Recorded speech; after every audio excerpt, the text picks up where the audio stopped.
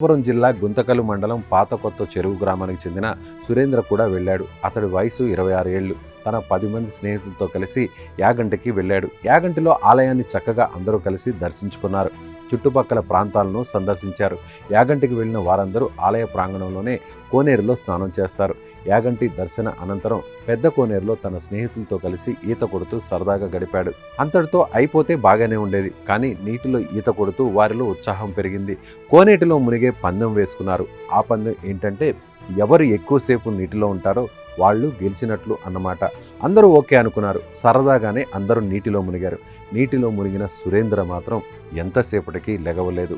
అనుమానం వచ్చిన స్నేహితులందరూ సురేంద్ర దగ్గరికి వెళ్ళి పైకి లేపితే వికతజీవిగా ఉన్నాడు. స్నేహితులు వెంటనే పైకి తీసి ఊపిరి ఊదుతూ ప్రయత్నించారు. వాళ్ళ శ్రమకు ఫలితం దక్కలేదు. హాస్పిటల్కు తీసుకువెళ్తే సురేంద్ర చనిపోయాడని చెప్పారు. గుడికి వెళ్ళొస్తానని చెప్పి ఇంటికి శవమై వచ్చిన సురేంద్రను చూసిన కుటుంబ సభ్యులు కన్నీరు మున్నీరుగా విలపిస్తున్నారు.